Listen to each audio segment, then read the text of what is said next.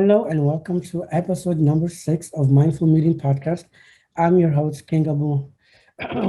This episode is special today because we are recording today from my mom's home state in Columbus, Ohio. I'm not sure what the title of this episode will be, but we'll figure it out. Now, before we introduce our topic and our special guest, I would first like to answer two questions that some people have asked and wanted to get some explanation on a couple of things. So here we go. So a lot of people ask me, why do I do this podcast?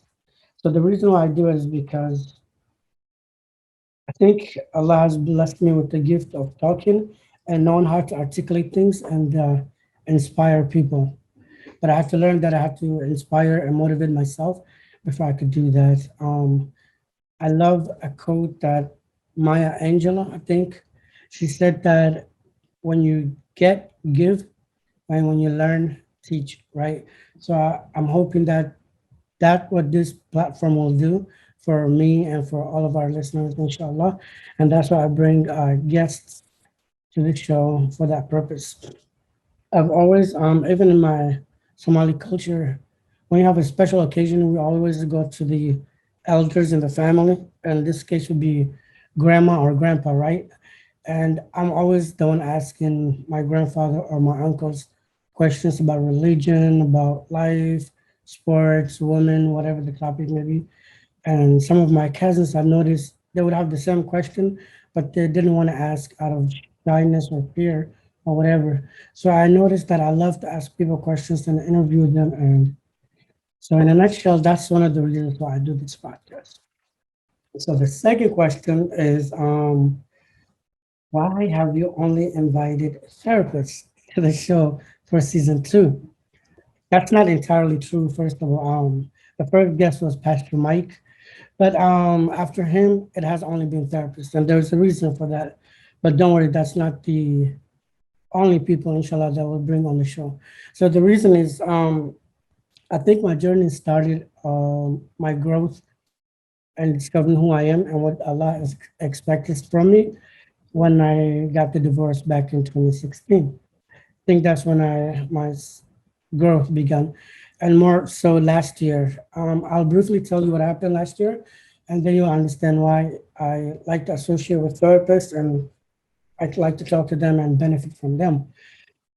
So last year, I met a woman who I thought at the time was the most amazing woman ever, and we started talking. We were in a relationship for maybe like 3, 4 months or something like that. And prior to that, I've never felt what being in love meant or felt until I met her. So we got to know each other and everything, and we were talking about marriage and all these things. And our families got to know each other. She introduced me to her mom, her sister, her two kids, and Sam for me. So we're making progress. But then it didn't work out. The reasons are irrelevant, but it took me to a dark space, and I was heartbroken and depressed and all that. So exactly 1 year ago, this Eid that's about to come in a couple of days, Eid al-Adha, I remember 3 nights before Eid al-Adha, I it was like 2:30, 3 o'clock at night. I was in sujood praying to Allah, just crying and begging him to turn her back to me because I wanted her. She was a marvelous mom, and that was one of the biggest things that spoke to me about her that I really admired about her, and vice versa with her. Being a good dad is something that I spoke to her about me. And obviously, the cherry on top, I guess you could say, was that she was a Desi woman. And all my friends and family will tell you my obsession with Desi women. So, anyway, I thought she was really good, right? So it took me to a dark space, and I was just dark space, and I was hella depressed, and I didn't know what to do. So I was crying and asking Allah to bring her back to me. But Allah has a different plan, right? And as I was crying and sobbing and begging him, I heard a voice that said, Abdul Mahdi, ask from Allah what you ask of this woman for yourself. And I didn't know at the time what it meant. I didn't even know who was talking to me. I was like, who said that? What happened? And then the voice repeated again, the same thing. Abdul Mahdi asked from Allah what you ask of this woman for yourself. I still didn't get it. And then repeated third time. And it started to dawn on me and start to click in. And then I started to realize, and the final and fourth time, the voice repeated again. Until today, I don't know what that voice was, but it said the same thing. And that's when I realized what Allah was trying to tell me, that I have a plan for you. Don't worry about women or marriage or love or anything like that. Just focus on yourself and your kids. And that's when I learned the art of self care, self respect, and self love. Because I think that if I had those things, I wouldn't have gone to that depression or anything like that. And that's, I honestly believe that that was the night when I was born again. I feel as if though prior to that, I was just merely existed. And that night I was born and I started living with passion and purpose and, just being intentional about everything I do, especially as it relates to being a father to my gems.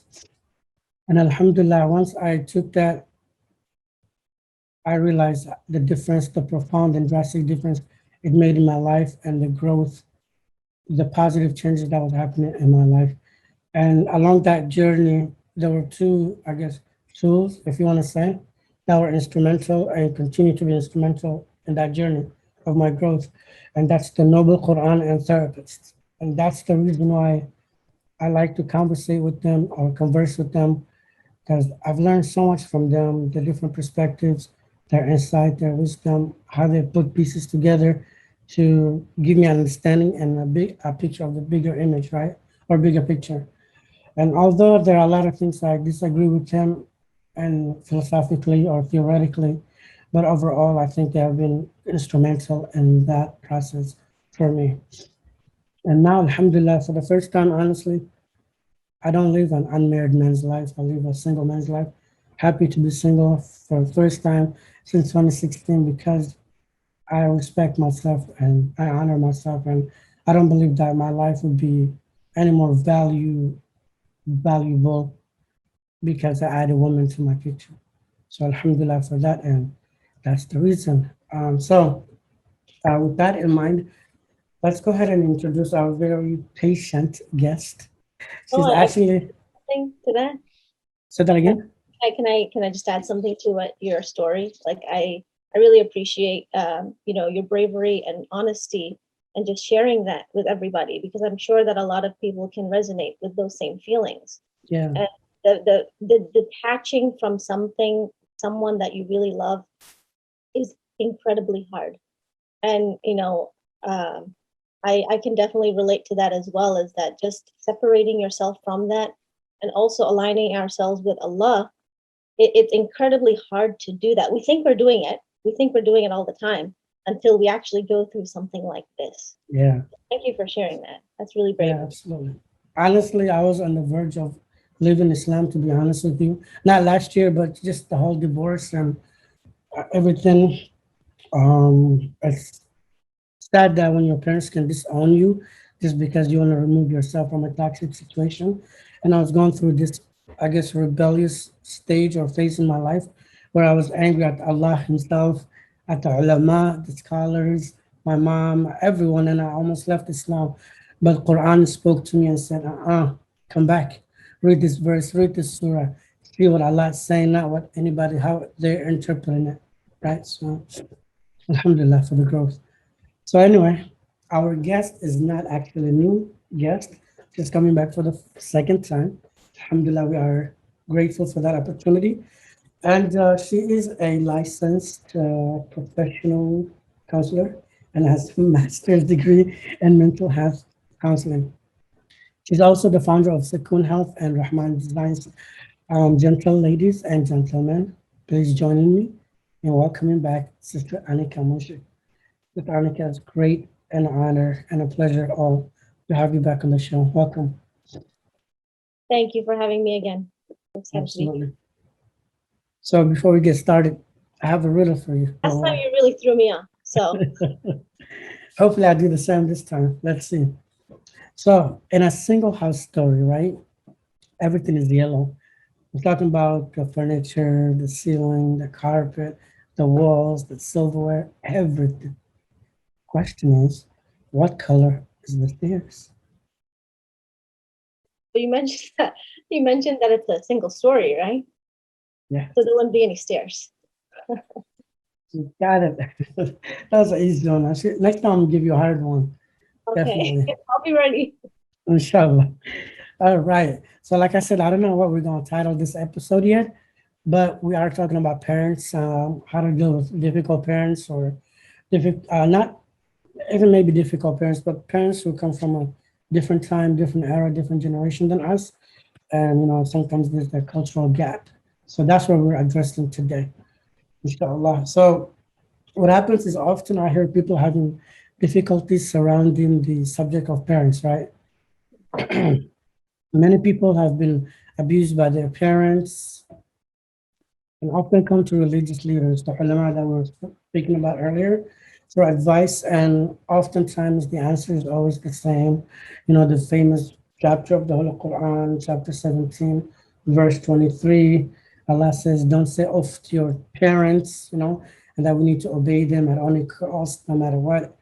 And to illustrate this even further, from, from my country, Somalia, we have a famous, very famous proverb that says, and I'm saying in Somali, it says, Gar yo gardaro walidka garle, which loosely translates to whether the parents are wrong or right, they are always right. So that's the culture that Can I come never do from. wrong. Huh? That's what they're saying, is that they can never do wrong. Never be wrong, exactly. So, Anika, given all of this, what is your take on the issue, on this issue, in your professional opinion? Oh my gosh, so it's a really sensitive subject. So the Yeah, subject of difficult parents, especially talking about it from the Islamic perspective, I'm just going to share myself openly and say that I really don't think that our scholars have done justice to the subject. That we talk about it a certain way, and a lot of these religious leaders are not trained in behavioral sciences. Okay, and so when they talk about the problem, they're talking about the problem from within their own perspective, sometimes their own cultural biases. And what I see happening, I see the what shouldn't be happening so many times is that they offer unsolicited advice, or they're issuing fiqh rulings to people when they're just unqualified or they don't understand these matters deeply. Um, so you have people who are like, Quran hafiz, or maybe they, studied one subject in the religion, and then they go out and call themselves marriage counselors. Okay, unfortunately. And what happens when a person does that is that they haven't really understood the depth of what that means. It takes like I spent 3 years to study what I'd studied, and I am now relearning my religion again as well. And so it takes years and years of study to kind of understand the intricacies of these yeah, relationships. And also, I believe that even to take a look at these sacred texts, we have to learn enough about ourselves so that you can kind of take off all of those filters. If you're wearing the filter of culture, or the filter of your own personal past experiences, you're going to read into the religion something that might not be there. Okay. And then other times you have problems that are not even related to the religion directly or at all, and are more related to that person's upbringing or their own experiences, or their beliefs or values. Or even it might be how they interpret certain words, for example, like the word obedience. And many of us look at these words and these terms from those filters. Okay. Sometimes we might look at that own thing from our own personal selfish desires. And so it's very important to kind of take a step back and see, where is this person coming from? When we read into the religion something that's not there, or when we kind of opportunistically cut, paste, and take certain parts while ignoring the rest, what we're doing is that we want to actually make things easy for ourselves. And we want to fit in, we want to take and fit it into what's familiar for us. And we take in what we think it should be like. Okay. Whereas Islam didn't come to, provide convenience to you. Islam came so that you could, filter through, take away the parts that that are not aligned with the truth, and then replace it with that meaningful truth. Okay, so when we're talking about the subject of difficult parents, I understand how difficult it is to talk about it. Yeah. You can talk about it from the spiritual perspective, but honestly, this is a family issue. This is an issue related to personal and past traumas. So instead of talking about it at the surface, I think today what we're going to do is talk about it and look at some of the factors that kind of go into it, I why like it's that. been difficult to talk about in the first place. Okay, so some of the subjects, are like culture, or even person's past abuse or trauma, perfectionistic thoughts processes, and just how all of these things come in to processing and approaching certain situations. So it's a lot. Yeah, it is. Mahmoud. I love the way you said, I'm relearning my religion all over again. I feel the same way. When you look at the Quran through a different lens, it's much more profound and has a deeper meaning. It really speaks to you personally more than what you just read it and take from what the ulama say. But we talk about culture, right? That's the first thing I want to address today. Let's talk about that. Like you said, many of us combine culture with Islam, and it's very, very difficult to separate the two, right? Almost near impossible. So, how can we learn to separate the two? So what we know is that you can never really separate culture from Islam, because Islam actually embraces culture, parts Yeah, of the culture. Okay, and Islam even allows us to express ourselves with those different flavors. So, for example, the Indians will practice their religion differently versus the Arabs versus the Africans. And there's some room to be flexible. Okay, a religion is not black and white. yeah, Um, but the fuqaha, which are scholars of jurisprudence in our religion, they factor in the cultural context when they're issuing their rulings. And oftentimes a lot of these rulings given to us in this religion are very specific to the culture, to the time, to the place, etc. So yeah, what I see people doing wrong is they take that ruling and they apply it everywhere, brushstroke everywhere. Okay, our authentic religion is flexible enough because our religion is timeless and universal. Okay, whereas culture is very specific to each time and place. You're going to have macro cultures, okay, which is like nationality, race, etc. Then you have micro cultures, for example, the culture of women, culture of men, culture of artists and painters, etc. Okay, but one of the problem happens when one person says, well, you know what, my culture is better than yours, so follow my way. It's better than, it's greater than. And so when this happens, you have a cultural gap. And what I see most often between parents and children is that both those parents and children have different ideas, different beliefs and values about how to approach certain situations and how to solve the same problem. And so what we're all struggling with is how to express ourselves, our cultural, multicultural selves, while at the same time maintaining those Islamic values and respecting differences. Today, as of 2021, we're living in very interesting times, very exciting times as well. We're living in a time where our culture in general, around the world, it's changing.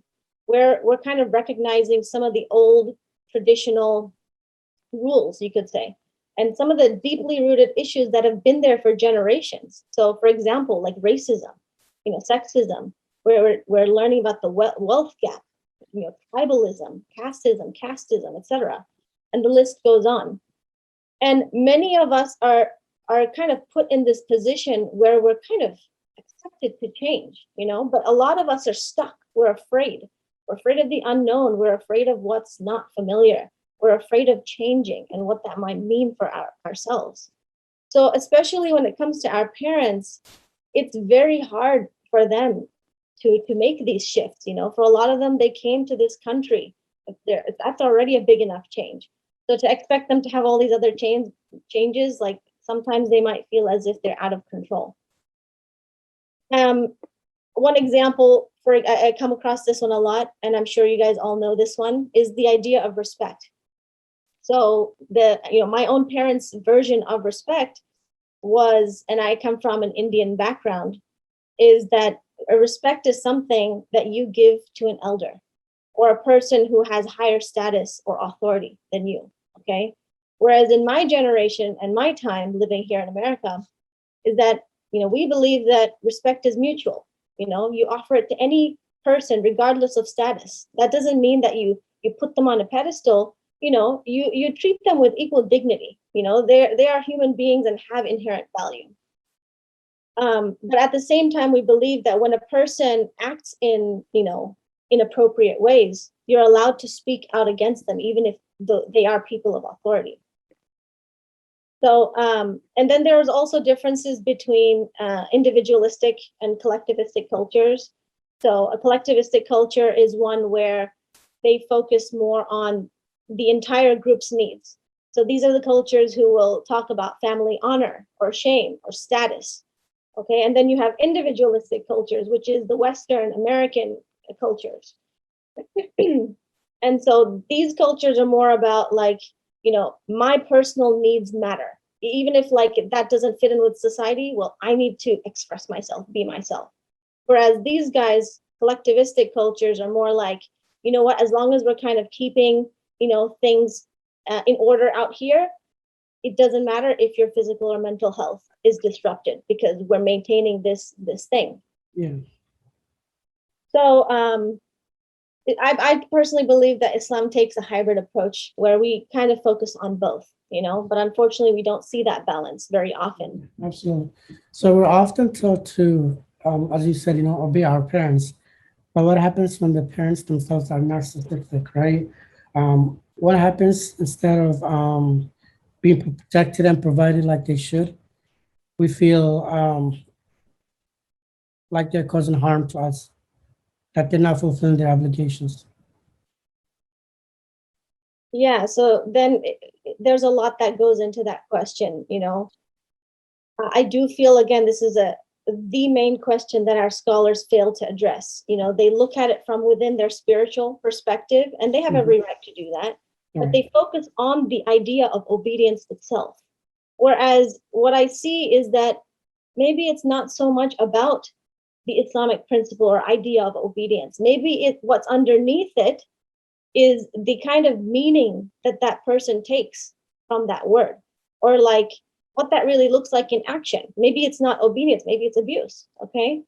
So instead of actually, addressing just that aspect of obedience, sometimes I ask my clients questions like, for example, does obedience mean sacrificing my physical or mental health, especially when you feel that you've grown up, in an environment where there was abuse and trauma, okay, physical or sexual or severe emotional harm?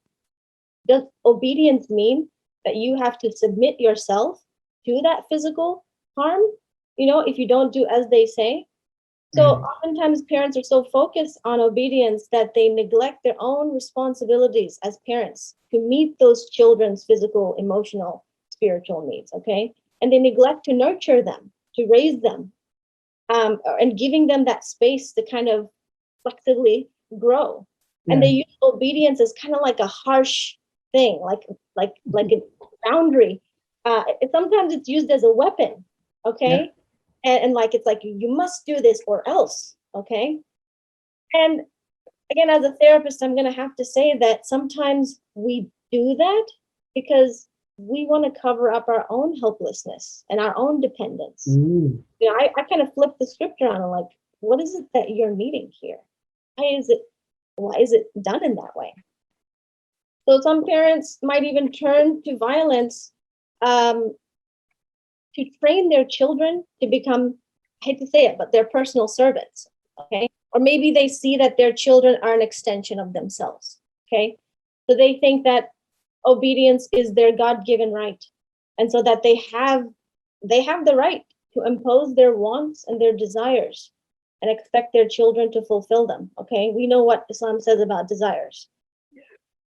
And they might even use verbal or physical force to train this person to be like a dutiful slave. So it's kind of like, mold them while they're young, do this training at the younger, so while they're young, so that when they're older, it doesn't become so hard when we're older.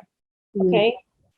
And I feel like these parents, by using this like punishment system, they might feel like they're acting, like God, where they take it upon themselves to kind of declare their wrath upon their children under God's name. Okay, and I think that's very despicable and it's very dangerous. Okay, even our Prophet ﷺ, who suffered worse injustices, he did not need to be, God's religious enforcer. He did not need to enter people's home and physically, change or fix them. Okay. He understood that it's actually Allah subhanahu wa ta'ala who is the one who guides. He's the one who turns hearts. So if anyone had the right to, use physical punishment, it would have been them. So who are you to think that you're better? And and part of this is all just that cultural training process that I believe is based out of fear and dependence. Is that they believe that they are helpless and dependent. And so out of that fear, they go to control their children. And instead of admitting that they're vulnerable and that they're dependent, instead they use their shows of power to get what they want. And along their way, they even teach their children, they're like, you know what? This is how you get your needs met, is that you force people into submission. So guess what? The cycle continues over the generations.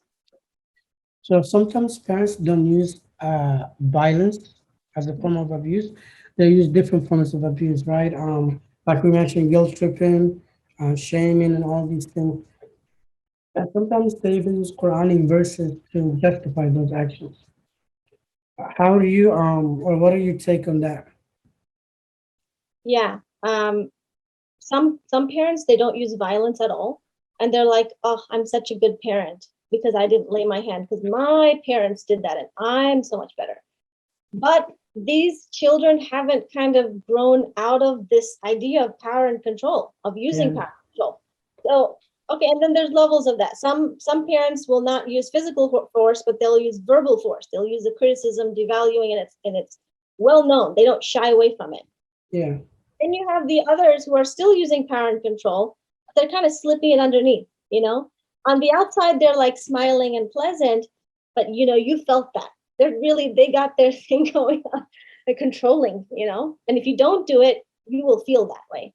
So a lot of parents don't give up on that. We call this emotional abuse. And the example I have of emotional abuse is that imagine that you were like on a cliff, okay? And someone's just pushing you towards the cliff.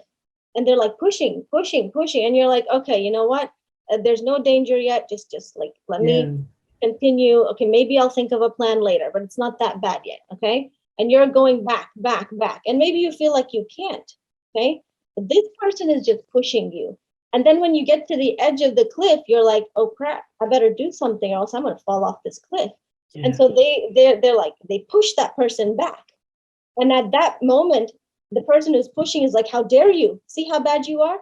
They play into the low self-esteem or the anxiety of that person. And they're like, see, this is why, I was pushing you because look how bad you are. Okay.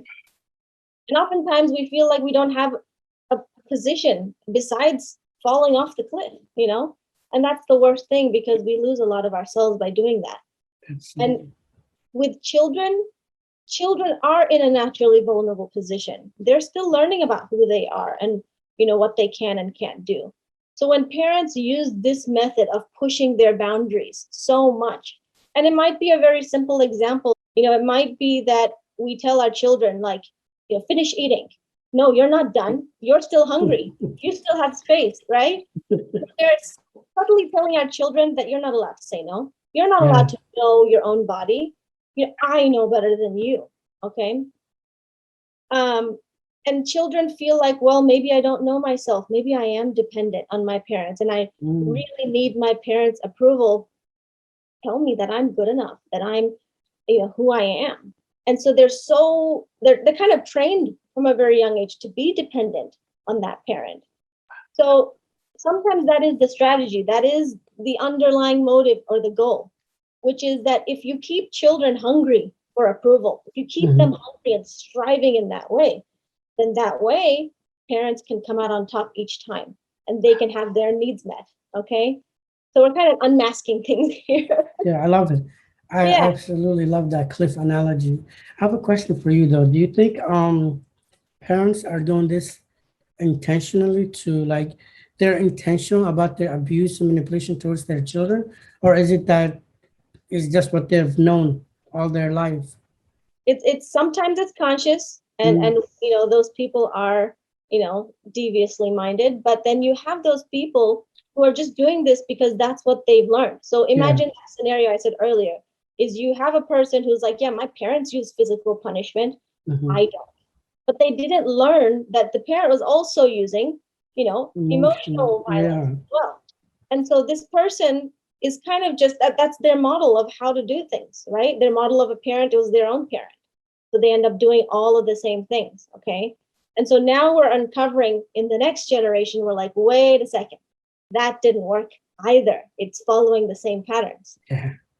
um so yeah, getting that child is kind of in this anxious, hungry position where they're kind of searching for approval. Okay, this is when this child becomes in that way where they're seeking to please people.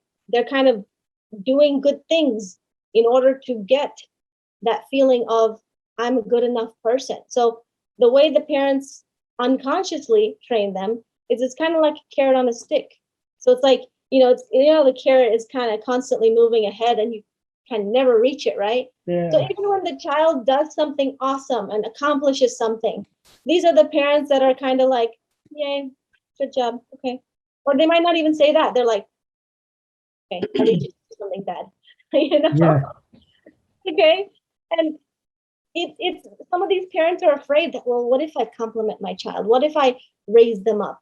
They're going to become Mm, arrogant. Or what if I tell them they're good enough and then they stop trying?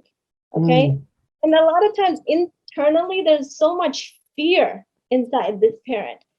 And they're worried about what people will think, right? They're worried about what everyone around them is going to say. So they kind of keep this child in this position where they keep trying and they think they're doing such a good job. They're encouraging their parents by doing this. Okay. I have personal experience in this. Okay. So I that's why believe I'm very it. passionate about it. I can hear in your voice. All right.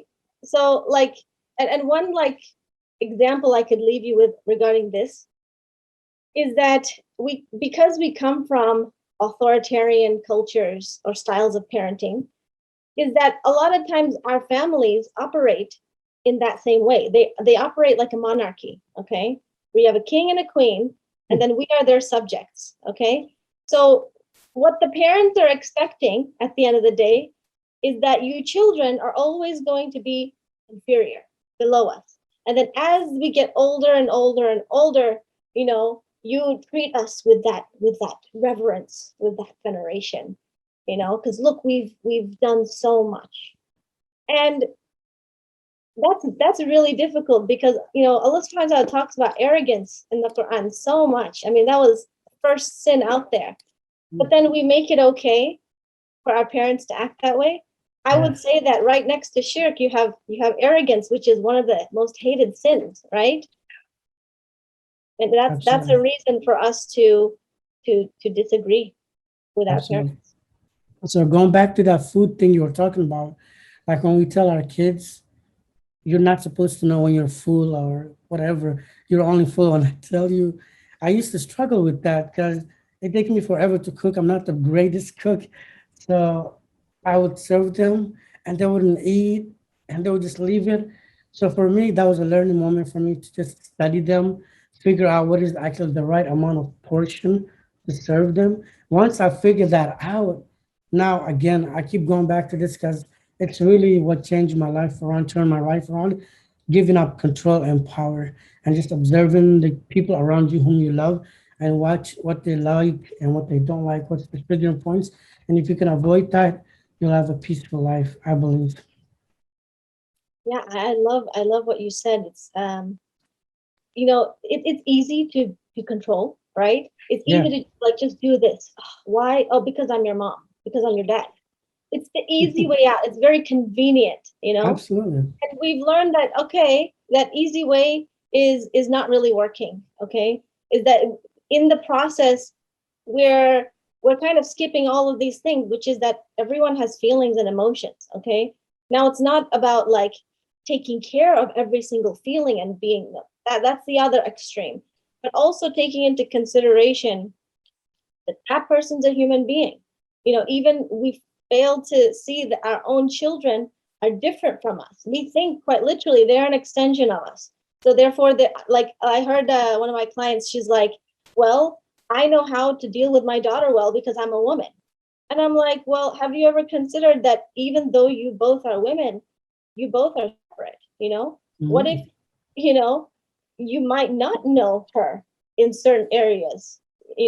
And she's like, well, I don't know my son well. I hand him off to my husband. I'm like, what if you Mm. might know your son more? You know, what about like what we don't consider that. We just think Yeah, that we know instead of really asking the other person, like, who are you? What is it that you need or want?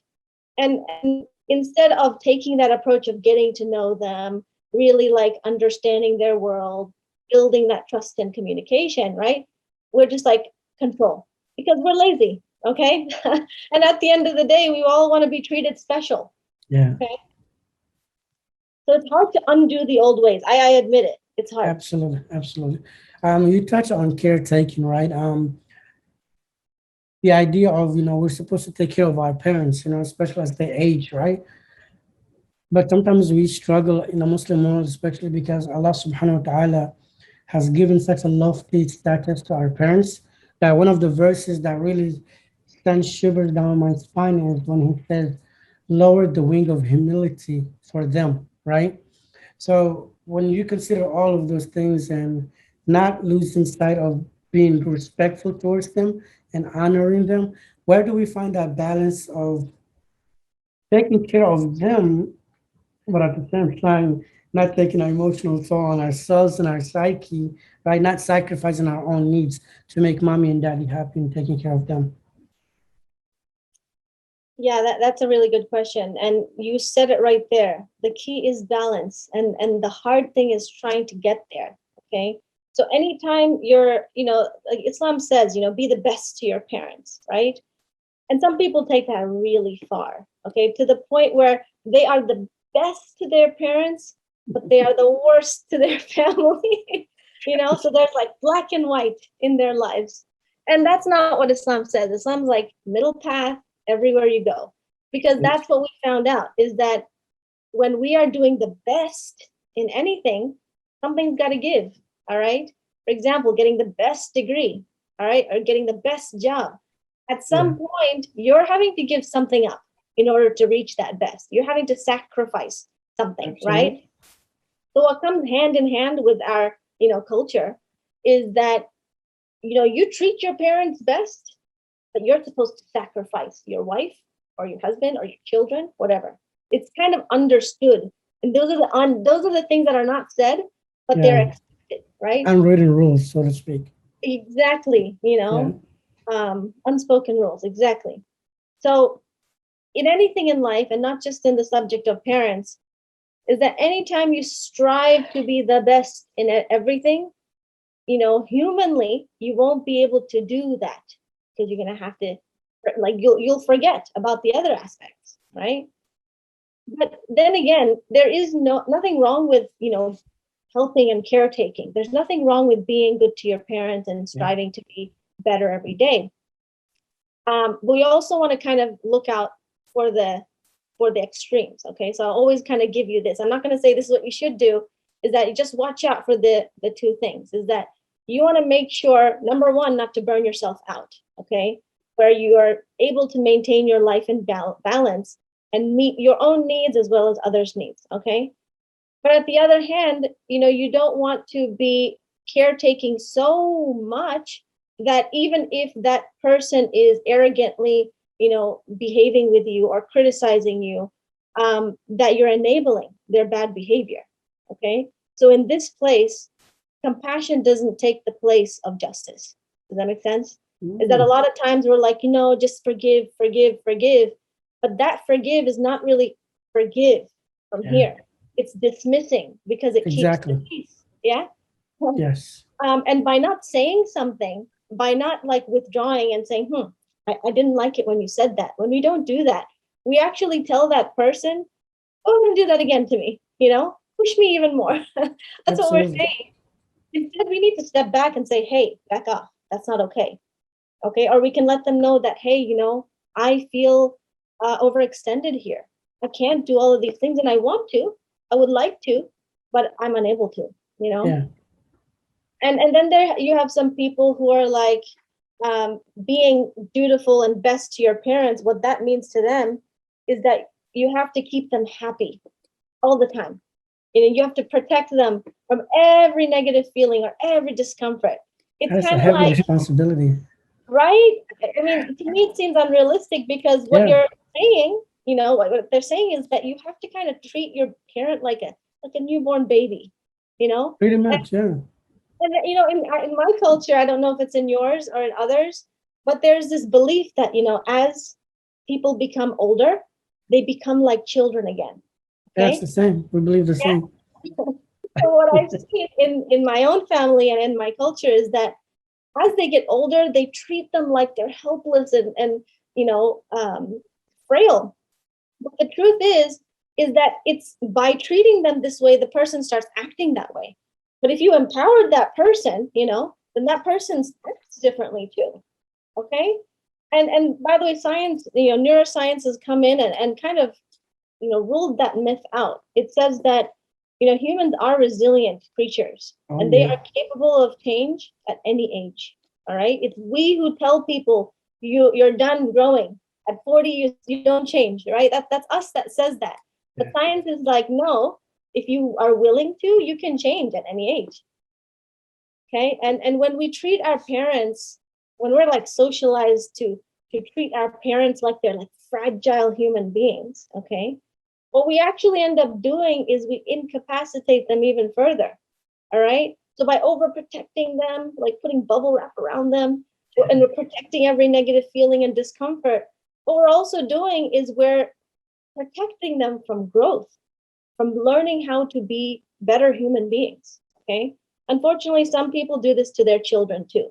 They kind of Absolutely. overprotect in a way where it prevents the child from exploring, learning, trying new things, and even making mistakes. Okay. So, unfortunately, people who have these beliefs, uh, sometimes those parents do get physical illnesses. Sometimes they do, have high blood pressure. And so it kind of reinforces this thought like, oh, see, that's why I have to protect my parent. But what we've learned is that exposure therapy might be better. So slowly, helping them to heal their own trauma, helping them to deal with those feelings, uncovering their own stuff. That's what's actually going to help them in the long run instead of like, covering things up and making things like, peaceful. So Absolutely. I wanted to add that when it comes to the subject of caretaking, sometimes you will have, elderly or incapacitated parents. So we want to factor that in. Um, it's important that we understand that yes, those parents do need our help. They can't do it for themselves, and it is out of the best part of ourselves that we take care of them. But we also want to be mindful of um, not crossing our own boundaries, not extending ourselves so much that we're kind of playing so many different roles. Okay, so some of these, children who have these parents, not only are they being the caretaker, they're also being, their nurse or their cook or their therapist, and so now they have to show up so many times with all these different hats on, and that leads to that person being feeling so overburdened, so exhausted, and that throws their own life out of balance. Okay. And there's a psychological point to that, is that we really want to ask ourselves, why are we really doing that? Some of us justify all of that and say, well, I'm going to get ajr out of it. I'm going to be the best Muslim ever, inshallah, Allah will reward me in the afterlife, right? And we're so focused and we justify all that.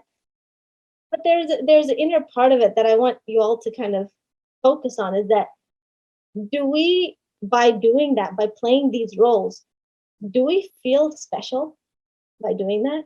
Do we feel important? Or do we like being needed by them? Do we enjoy being in control over them? Okay. sometimes a lot of that stuff is hidden, and it takes a lot of bravery to take that out, to kind of admit that, you know what, sometimes I do go out of my way and and do more because I kind of like getting their approval, or I kind of like feeling like I'm their hero, you know. So we want to make sure that that intention is purely because we want to be good, you know, as much as we can, without somehow selfishly giving, if that makes sense. Makes Okay. sense. And it is important for those parents to lower their expectations. So on one hand, the child can keep that in mind, but at the same time, the parent needs to understand that they can't expect their child to give them like five-star treatments, you know, under the guise of religious obligation, right? Yeah, And those children do need to reevaluate themselves and their capacity, and stop trying to base their personal worth on how well they can take care of their parents. absolutely.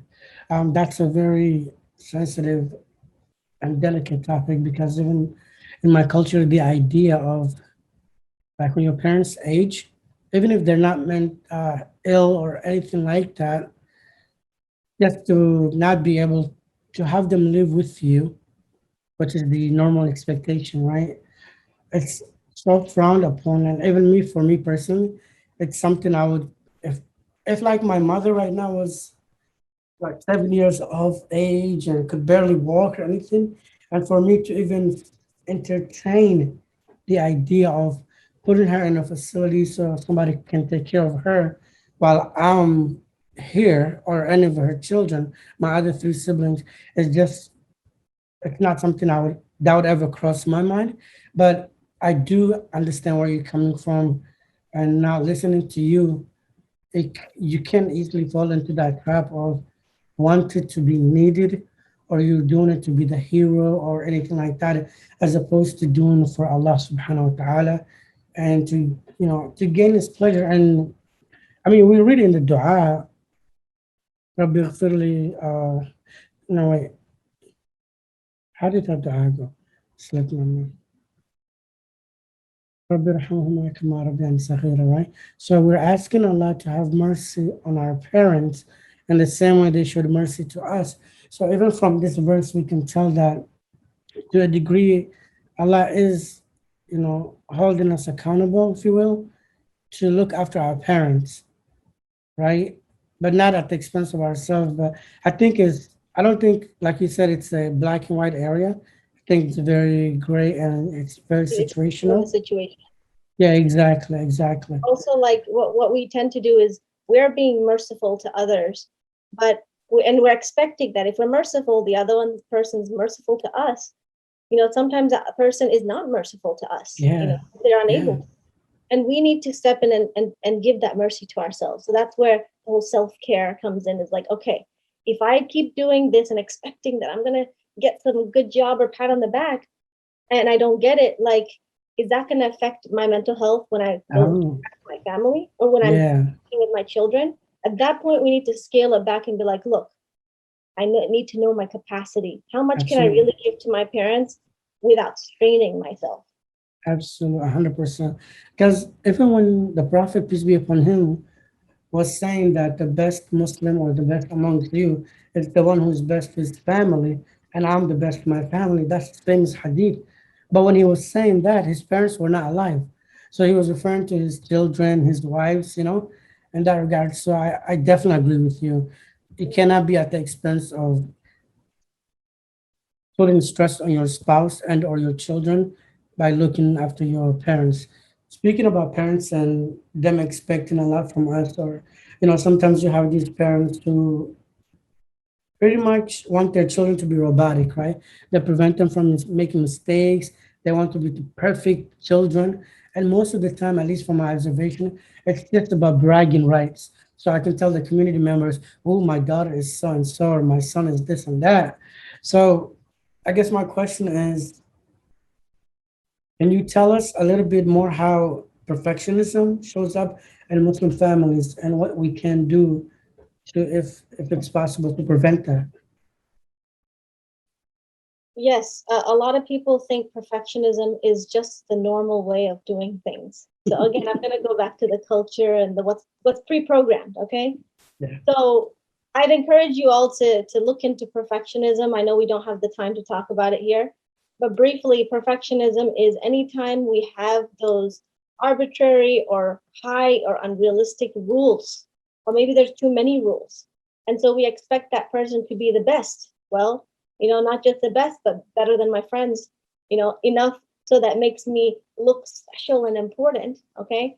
So perfectionism for a lot of people getting mixed in with the culture and then the religion, getting mixed with obedience in particular, means that the child has to follow every single one of those rules. And Yeah. those rules might change, or those rules might be really, really high or unrealistic, like I said.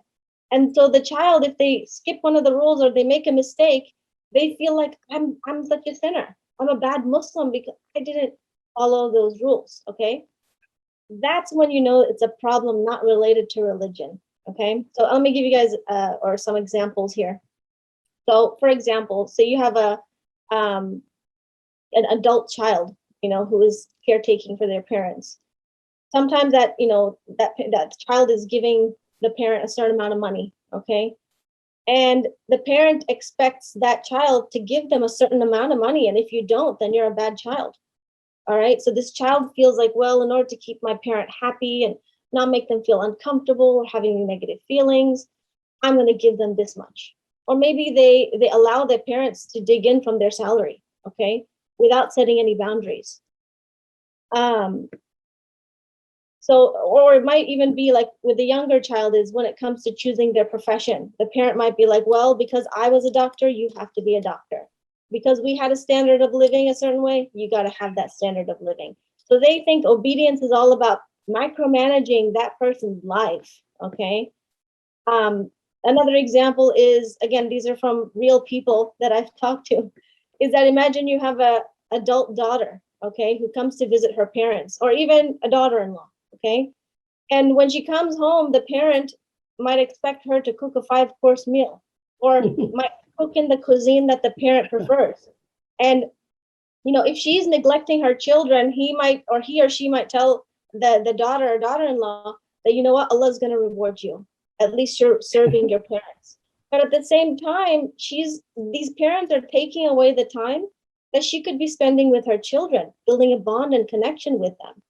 And instead of cooking just food to eat, the good enough expectation, food must be cooked according to a certain expectation, right? So it becomes hard. Now these women come to me, they're like, how can I balance all these things? And I'm like, no, you can't balance perfection. You gotta bring it. Yeah. Okay. And then my favorite example is the parents who expect their children to become hafid. Okay. Mm. This is the big one. We have people who expect their children to memorize the entire Quran without having them understanding who Allah is, why they are Muslims, what it even means to be a Muslim. They'll even tell their children, take a year off of school so they can memorize the Quran. And I personally think this is all about, uh, like you said, bragging rights, that you get somehow this status. And that there is something in our religion where it says that on the day of judgment, that person, the parent whose child is a hafid, gets to wear a crown, right? So the parents are thinking, wow, I love to be special and important. I'd love to wear that crown one day. So get those hafids in there, all right? But what the reality I see is that these children who are hafid feel like they're really controlled, and they live double lives, which their parents don't know about. Okay, and ultimately, some of these people, they leave the religion. Okay, so parents who are expecting perfection, the example I have for you guys, visual examples, is it's like having a trophy. All right, a trophy is really shiny on the outside, but it's empty on the inside. So a lot of these parents, they're kind of training their Wow. children to be their trophies. Like, hey, look at my accomplishments. All right, now go away. I don't need you.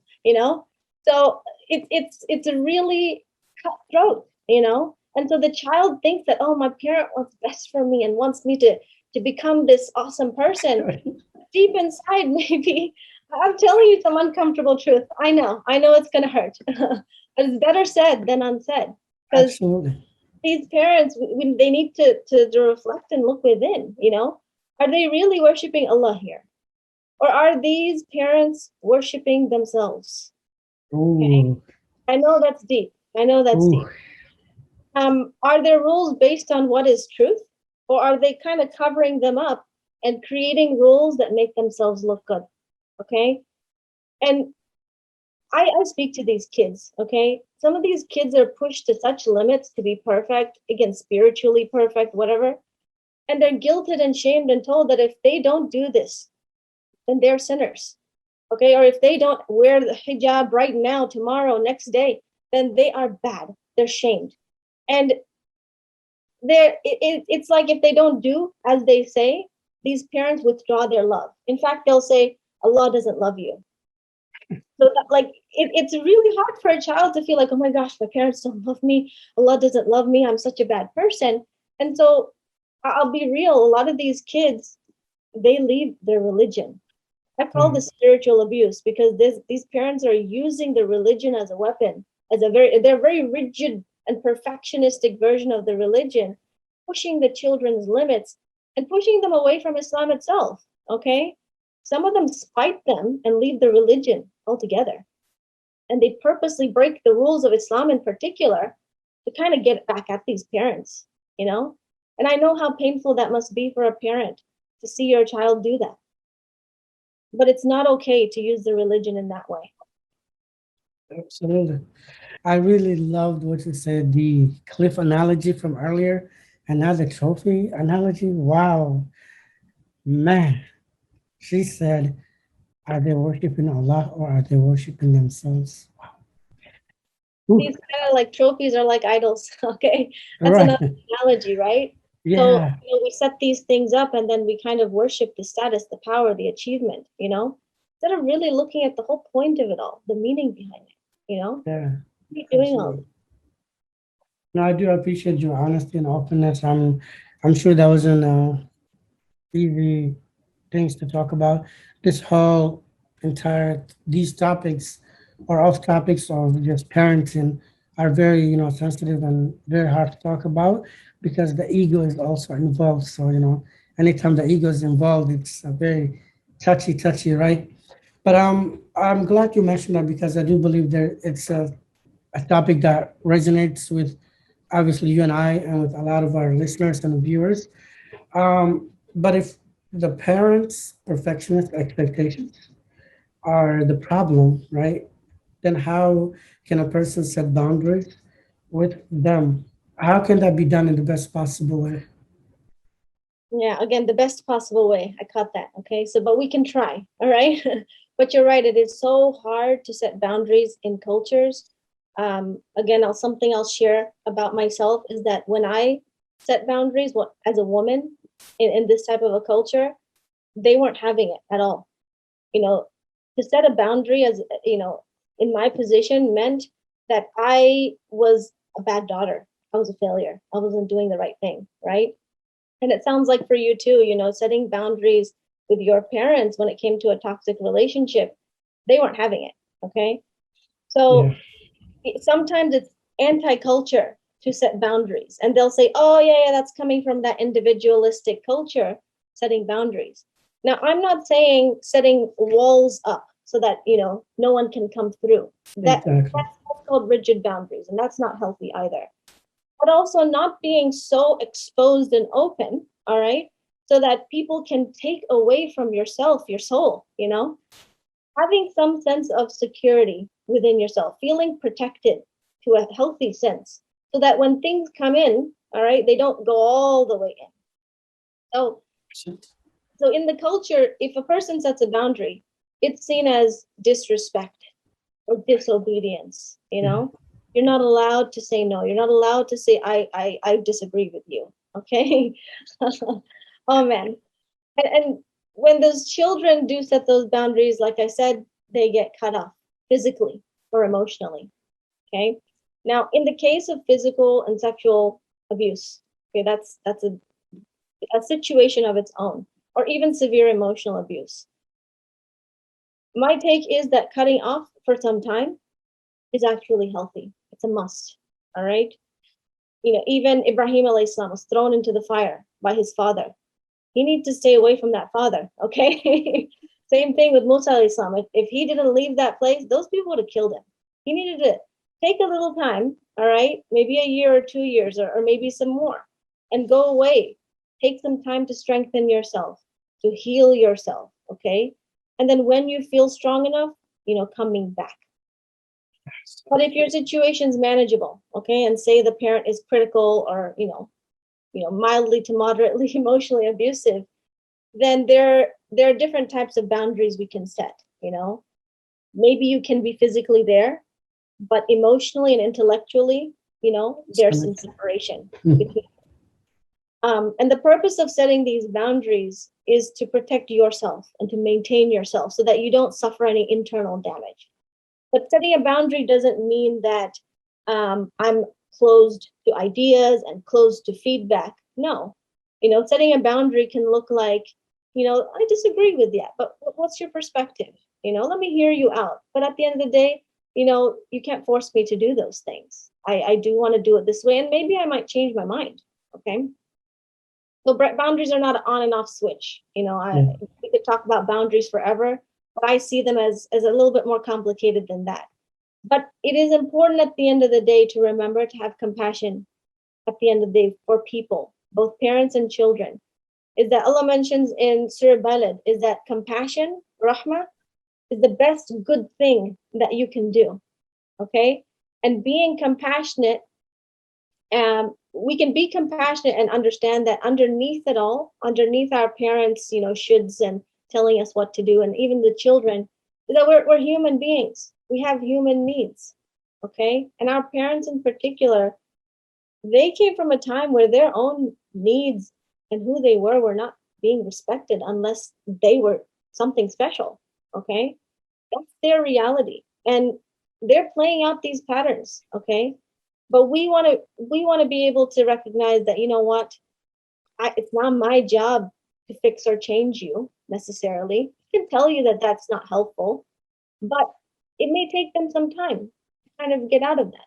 Having that compassion, like, oh yeah, you've lived that way for so long. But you know what? At the same time, I don't want to live that way, right? So that's just setting boundaries in a nice way, if that makes sense. excellent. Yeah, absolutely. But then compassion doesn't mean completely that you let that person bulldoze over you.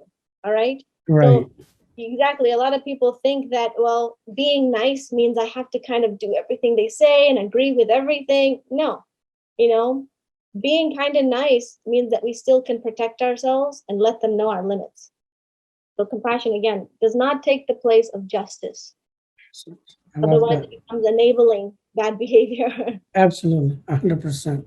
So, is there anything else you would like to share with us regarding the subject of difficult parents, I guess?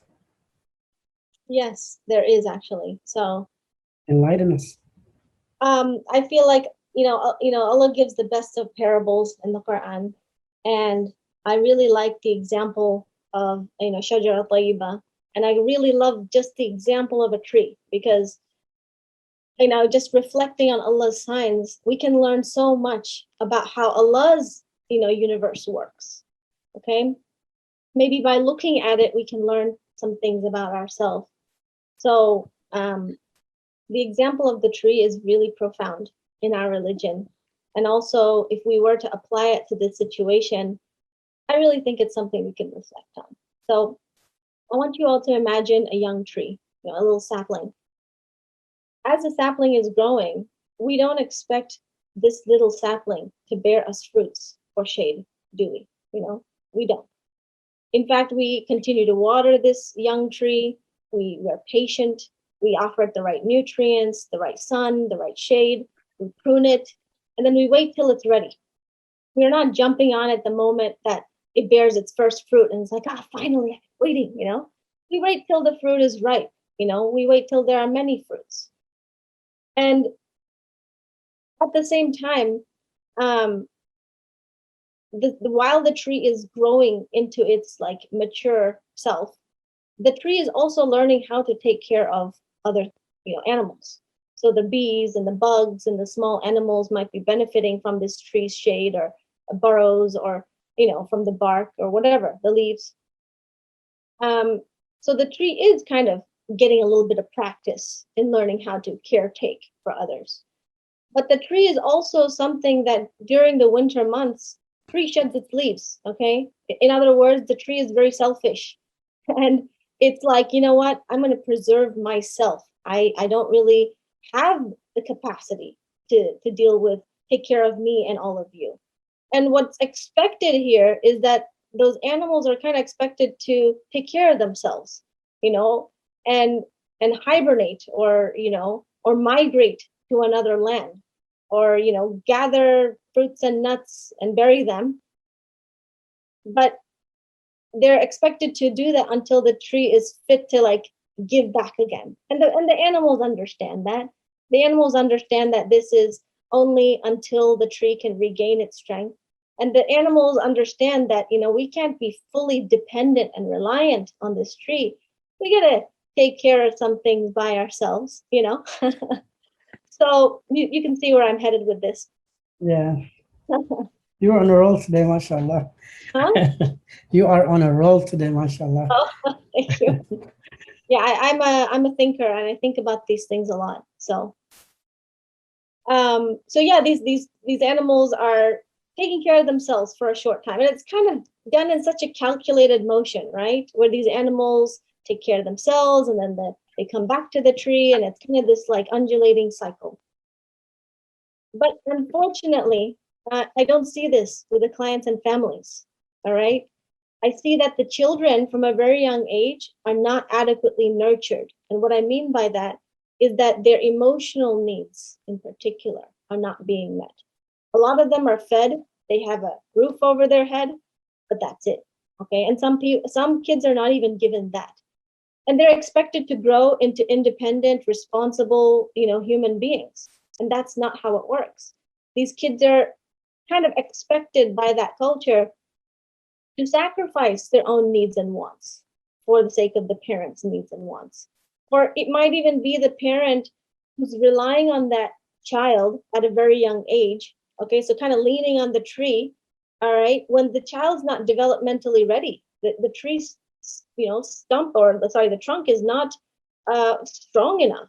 So the tree like grows in a kind of bent way. And same thing for a child, is that the child, when they have to do something that's inappropriate for their age, for example, learn how to be a parent when they're still a kid, that child um, grows through immature development. Okay, sometimes they stay as children, and they might act like children even when they're adults. And this child is not really taught what their needs and wants are. Most likely because their own parents didn't even know what their needs and wants are, you Yeah. know. But these parents not recognizing this, either consciously or unconsciously, is that they expect that child to offer them, to provide and care for them, give them special treatment, offer them recognition through their achievements, give them grandchildren, just give, okay? And they think, well, because I sacrificed myself, well, now I've clocked out. Now I get to sit on my throne, and now you give to me. It's kind of like either give all, take all. There's no like mutual satisfaction here. And then when the children don't satisfy what the parents want or need, then they get shamed. You're a bad child. You're disobedient. You're disrespectful. Okay? But the child is not purposely trying to disrespect or disobey their parents. Maybe they are not ready. Maybe they don't know how much they can give or not. Or maybe they're wanting something in return. Okay? Children are not allowed to take winter months off. Okay? That's what I see. They're not allowed to take care of themselves and say, you know what? I just can't. There's a winter going on right now. They're not allowed to. Yeah. But yeah, the last thing I just wanted to say is that there is that aspect in our religion that's there for a purpose. There's wisdom in that. And we're not negating that. What we're saying is that in a healthy situation, when needs are mutually fulfilled and there's healthy trust and love between the family members, and individuals are both connected and protected in those relationships, we feel a natural inclination towards treating people with value because we see why that's important, especially when it comes to our parents who have been giving to us when we were young, but also giving with a proper measure. And it's easier also for us to take care of parents who admit their shortcomings, who are actively growing, who are, showing a healthy level of dependence, But it becomes such a strain, when we have been deprived, when things are out of balance. We struggle with the rules of our religion, but oftentimes it's how those rules were filtered through all these things like culture, perfectionism, codependency, you know. And Islam isn't black and white. Islam understands all of this. So, as a message to everyone, it's one of my missions and passion to do this in my career is to help people to see Islam raw and unfiltered. Take all of these filters off I and see love our it. religion for what it is. I love it. I just want to add to that. Mine won't be as eloquent as hers, but I just want to remind everyone, children at the end of the day, they're also humans, right? And a lot of people think that when they get into trouble, it's because they're being rebellious or whatever.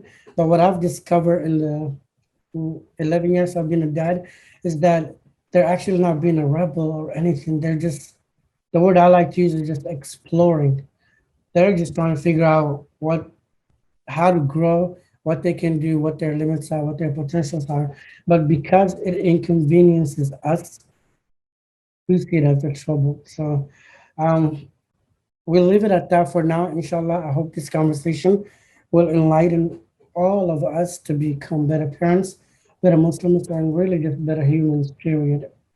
Um, Anika, I want to thank you so much again for coming on the show and putting up with this crazy man. Um, I appreciate your time and generosity, truly, truly. But before we let you go, you already know how we close the show. So, my last question: what is your message to humanity? I still have the same message as last time, is that try that at the end of the day, we are to obey the truth. Okay. We're not supposed to be shy, from the truth. Allah is not shy from the truth. And that's why I keep coming back to that, is that, it takes a lifetime to kind of uncover what the truth is. Even today, we're kind of uncovering a lot of really uncomfortable truths, and Yeah, to do that, we need to kind of self-reflect very deeply. So sometimes the truth changes based on our perception and level of understanding. Even looking at the Quran, the truth becomes more apparent after we've experienced certain things in our life, right? So absolutely. to me, keep searching for the truth, striving towards the truth and embody the truth. And remember, we obey the truth at the end of the day, not authority, not status. Okay. I love it. All right, well, that's all for today and for a while. What I mean by that is I'll be taking a step aside from this podcast and I'll be gone for a long minute. But don't worry, I won't disappear altogether. Do subscribe to the YouTube channel because we'll upload videos, inshallah, that will serve to be inspirational, motivational, uplifting, and join the mailing list on the website at mindful-meeting.com for new blogs, inshallah.